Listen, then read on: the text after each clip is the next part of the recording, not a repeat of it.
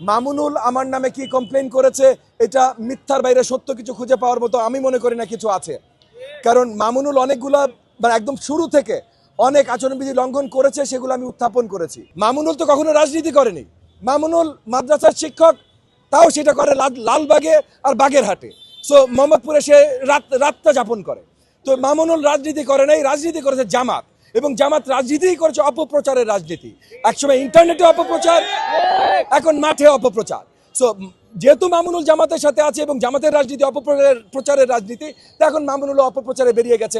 এটা নিয়ে খুব বেশি লম্বা আলোচনা করার মতো কিছু আছে বলে আমি মনে করি না। আমরা অনেকগুলো জায়গায় সিসিটিভি ক্যামেরা লাগিয়েছি, অ্যাপ বানিয়ে এলাকাবাসীর সাথে ধরিয়ে দিয়েছি, পুলিশের সাথে কানেক্ট করে দিয়েছি। পুলিশের ওই অ্যাপের মাধ্যমে ওই সিসিটিভি ক্যামেরা ফুটেজ দেখে পুলিশ টহল বাড়িয়েছে।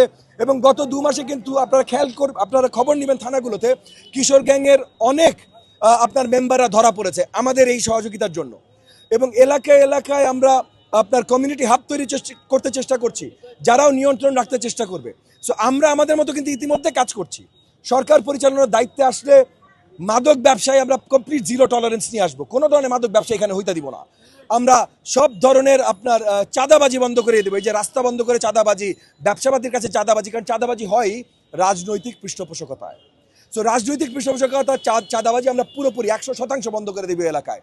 সো আমরা বিশ্বাস করি যে জনগণ যদি তাদের মূল্যবান ভোটটি ধানের শীষ মার্কায় প্রদান করে আমাদেরকে নিয়ে আসে, তাহলে এই এলাকায় সন্ত্রাস একদম নির্মূল বা নির্মূলের কাছাকাছি হয়ে যাবে ইনশাআল্লাহ। এইখানেও আমার দেখা হয় আমি মামুনুলের সাথে গলা মিলাবো, কারণ মামুনুলকে আমি চিনি সেই মোদি বিরোধী আন্দোলনের সময় থেকে। তখন থেকে বেশ কিছু সময় রাজপথে ছিলাম, ও জেলে ছিল, জেল থেকে বেরিয়ে আর আসলে অ্যাক্টিভ রাজনীতিতে কখনো কাজ করেনি, কিন্তু কিছু আন্দোলনে তো একসাথে ছিলাম। তো সেই সৌহার্দ্যটা আছে।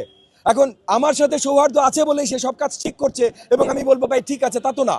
সে যে ভুল করবে সেই ভুলটা আমি তুলে ধরবো, এবং যে জনগণের বিরুদ্ধে কথা বলবে, যেমন মামুনুল পরিষ্কার করে বলেছে যে সে জনগণকে ভোট দিতে দিবে না, আগামীতে সে যদি নির্বাচিত হয় ভোট দিতে দিবে না।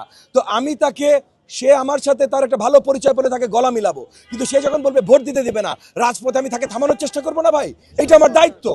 সো রাজপথে রাজনীতিতে আমরা কি করছি আর সামনাসামনি দেখা হলে আমাদের আচরণ কি হবে, দুটো এক জিনিস না। সো এখন আপনারা প্রশ্ন করলেন নির্বাচন রাজপথের রাজনীতির, আমি সেটার উত্তর দিলাম।